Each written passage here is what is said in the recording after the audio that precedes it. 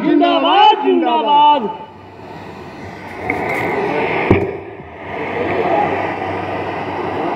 इस चुनावी सभा की अध्यक्षता कर रहे गामा सिंह जी, मंच के संचालनकर्ता श्री बबलू मिश्रा जी, राष्ट्रीय जनतांत्रिक गठबंधन एनडीए जनता दल यूनाइटेड के हमारे बहुत ही काबिल उम्मीदवार जनाब अल्ताफ राजू साहब, हमारे साथ इस कार्यक्रम में आए हुए जनता दल यू के प्रदेश कार्यकारी अध्यक्ष श्री अशोक चौधरी जी, जिला परिषद अध्यक्ष श्रीमती मीना अरुण जी, अति पिछड़ा प्रकोष्ठ जदयू के प्रदेश अध्यक्ष संतोष महतो जी, सारण के जनता दल यू के प्रभारी जितेंद्र नीरज जी, युवा जनता दल यू सारण के जिला अध्यक्ष डॉक्टर विशाल सिंह राठौर जी, श्री दिनेश सिंह जी, जनाब अफजल अब्बास साहब, श्रीमती राखी कुशवाहा जी, श्री लाल बाबू कुशवाहा जी, भाजपा के नेतागण जो इस कार्यक्रम में आए हैं, श्री बंशीधर तिवारी जी, चंद्रसेन कुंवर जी, अनिल शर्मा जी, बद्री नारायण सिंह जी, रामाशंकर प्रसाद जी, राम नगीना राय जी, श्रीमती तारा देवी जी, संजय सिंह जी, विद्यार्थी मिश्र जी, श्रीमती सरिता मिश्रा जी, गणेश प्रसाद कुशवाहा जी, श्रीमती सुनीता देवी जी, जनता दल यू के यहाँ उपस्थित नेतागण श्री चंद्रभूषण पंडित जी, महेश सिंह जी, जनाब अरशद परवेज साहब, हाजी अब्दुल बरकत खां साहब, हाजी नूरुल खां साहब, जनाब नसीर हसन खां साहब, प्रोफेसर अमानुल्लाह खां साहब, जनाब जमाल हैदर खां साहब, कामेश्वर सिंह जी और यहाँ उपस्थित हमारे सभी सम्मानित नेतागण, मेरे प्रिय साथियों, प्रिंट और इलेक्ट्रॉनिक मीडिया से जुड़े पत्रकार मित्रों, छायाकार बंधुओं और इस सभा में मौजूद बहनों एवं भाइयों,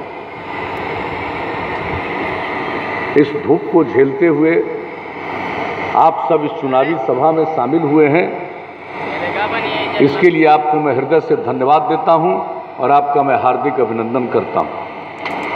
हमारे साथियों ने जरूरी बातों का जिक्र कर दिया है, लेकिन हम तो सिर्फ आपसे अपील करने आए हैं कि भाई जो हमको काम करने का मौका आप सब लोगों ने मुझको दिया है,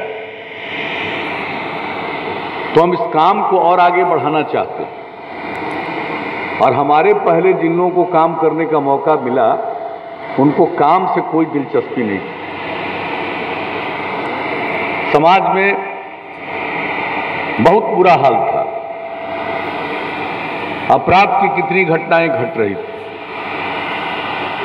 विकास का कोई काम नहीं था,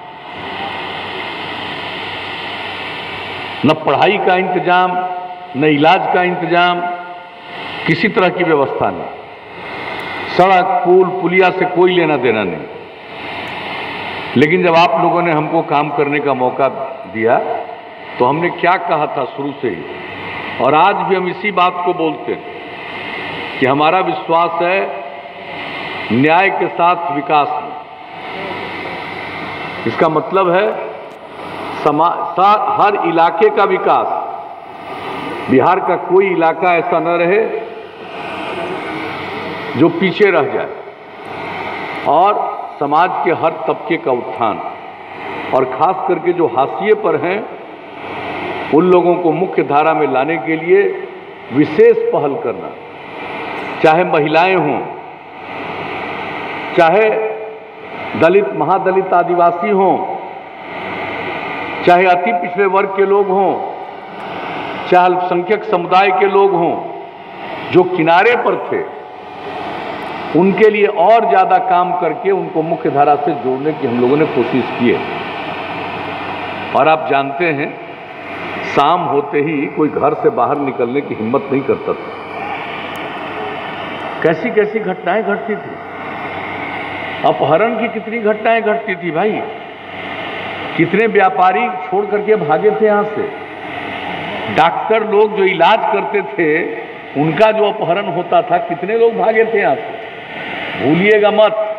और नई पीढ़ी को याद कराइएगा कि यहाँ चलने का कोई रास्ता नहीं था, और शाम होते होते कोई घर से बाहर नहीं निकलता था, बिजली नहीं थी, लालटेन के सहारे थे।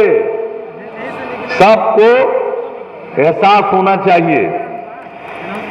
और हम लोगों को जब आप लोगों ने मौका दिया तो हम लोगों ने जो काम करना शुरू किया, अपराध पर नियंत्रण किया। पहले कितनी घटनाएं घटती थी, दंगा फसाद भी कितना होता था, भूलिएगा मत। जब बिहार में भागलपुर में दंगा हुआ था, देश में आजादी के बाद कुछ बड़े दंगों में से एक था, लेकिन उनके बाद जिनको काम करने का मौका मिला 15 साल, क्या वहां के लोगों को न्याय दिलाया?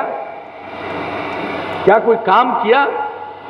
लेकिन जब हम 2000, उसके पहले ही से हमको मालूम था कि काम नहीं हो रहा, और 2005 में हम न्याय यात्रा पर निकले थे।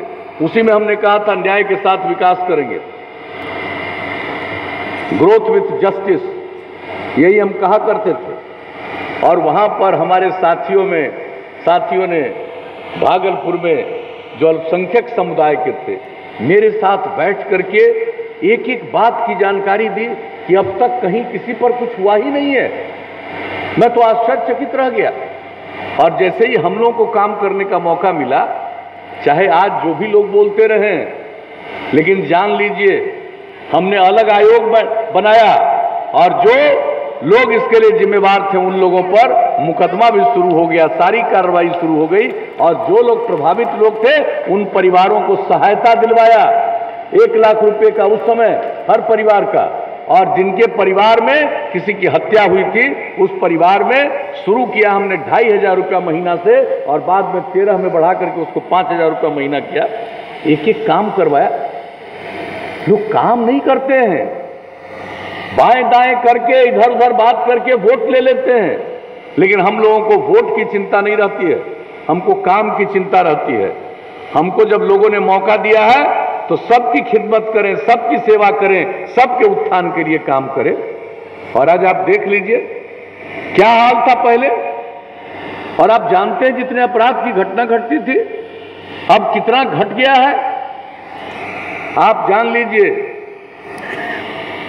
केंद्र सरकार के द्वारा ये आंकड़े प्रकाशित किए जाते हैं, और जो सबसे हाल का आंकड़ा आया है उसके मुताबिक इतनी बड़ी आबादी का गांव, इतनी बड़ी आबादी का जो राज्य है बिहार, इसका स्थान अब क्राइम के मामले में, अपराध के मामले में 23वें नंबर पर जा चुका है, ये आप जान लीजिए। और विकास का तो पहले तो कोई मतलब नहीं था। हमारे भाई अशोक चौधरी जी आपको बजट बता रहे थे, अब आप जान लीजिए 15 साल मौका मिला, पति पत्नी राज रहा, लेकिन क्या था बिहार का बजट? सबसे आखिरी बार जो सबसे अधिक बजट था वह अभी 24,000 करोड़ रुपया से कम। अब बढ़ाते बढ़ाते बढ़ाते अब तो हम 2 लाख करोड़ से भी ज्यादा कर दिया। अब आप सोचिए विकास का दर, अब विकास का दर जो है आप जान लीजिए, जो ये प्रकाशित होता है, आप लोगों को जानना चाहिए कि जब से आप लोगों ने काम करने का मौका दिया, हमने बिहार के विकास दर को हर साल 12.8% कर दिया। विकसित राज्यों का भी इतना ज्यादा विकास नहीं हो रहा है, बिहार का सर्वाधिक है, सबसे अधिक है विकास का दर, और प्रति व्यक्ति आय में वृद्धि हर साल 10.5%। तो एक एक काम हम लोगों ने किया, अपराध पर नियंत्रण, विकास का काम, समाज में जो किनारे थे उनको मुख्य धारा से जोड़ने का काम। महिलाओं के लिए क्या किया बताइए? 50% आरक्षण। कहां महिलाओं को जनप्रतिनिधि की जिम्मेवारी मिलती थी? आज कितनी बड़ी संख्या में महिलाएं जनप्रतिनिधि 3 बार से हो रही हैं। लड़कियों को पढ़ाई में बड़ी दिक्कत, आप जानते हैं हमने पोशाक योजना, साइकिल योजना शुरू की, और अब आप जानते हैं अब हाई स्कूल में भी लड़कियों और लड़कों की संख्या बराबर हो गई। और जब पहले क्या था, इतने बड़े राज्य में लड़की की संख्या 9वीं क्लास में 1,70,000 से भी कम, और अब बराबर हो गया। अभी आप जान लीजिए, इस बार जो मैट्रिक का परीक्षा हुआ, उस मैट्रिक की परीक्षा में लड़की की संख्या परीक्षा में भाग लेने वाले लोगों में लड़कों से भी थोड़ा ज्यादा हो गया। अब आप सोच लीजिए, हम लोग कोई काम कर रहे हैं, कितना ज्यादा उनके उत्थान के लिए हमने जीविका समूह शुरू किया। वर्ल्ड बैंक से कर्ज लेकर के कहा 10 लाख जीविका समूह बनाएंगे, बन गया। 1 करोड़ 20 लाख से ज्यादा महिलाएं अब जीविका समूह में शामिल होकर के कितना सब कुछ के बारे में कुछ सीख गई, कितनी समझ आई, कितनी आमदनी बढ़ रही है। स्त्री और पुरुष सब काम करेंगे तभी समाज आगे बढ़ेगा, परिवार का कल्याण होगा। ये सब काम तो किया ही है। और आपको मालूम है, वोट लोग लेते रहे लेकिन चिंता नहीं करते थे कि लोग पढ़े। आप जान लीजिए, हम तो आपको आगे मिडिल स्कूल, हाई स्कूल की बात कह दिए। यहां तक कि प्राथमिक विद्यालय, प्राइमरी स्कूल में जहां 5वें तक की पढ़ाई होती है, वहां का भी क्या हाल था। 12.5% बच्चे बच्चियां स्कूल के बाहर। तो हमने सर्वे कराया कि ये बच्चे बच्चियां किस समुदाय की सबसे अधिक बाहर रहती हैं। तो पता चला कि भाई या तो ये महादलित समुदाय की हैं या अल्पसंख्यक समुदाय की।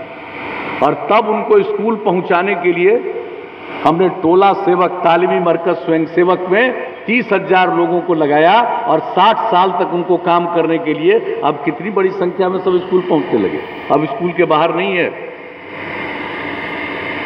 सब तरह के उत्थान के लिए जो हम लोगों ने काम किया, समाज के किसी तबके को कौन पूछता था अति पिछड़े को, जब उनको भी आरक्षण दिया हम लोगों ने पंचायती राज संस्थाओं में, नगर निकायों में, तब वो भी कितनी इज्जत पा रहे हैं। अनुसूचित जाति, जनजाति, अति पिछड़ा, और अति पिछड़ा सभी समुदाय के होते हैं। अल्पसंख्यक समुदाय के लोग भी अति पिछड़ा में हैं। तो कितनी बड़ी संख्या में अब सब जनप्रतिनिधि हो रहे हैं। तो इस सब काम हम लोगों ने किया सबके उत्थान के लिए और सबके कल्याण के लिए। और आपको हम क्या क्या बताएं, आप जान लीजिए कितनी योजनाएं हम लोगों ने शुरू की है। अब आप अच्छी तरह जान लीजिए कि हमने तो अल्पसंख्यक महिलाओं के लिए हुनर एवं औजार कार्यक्रम चलाया।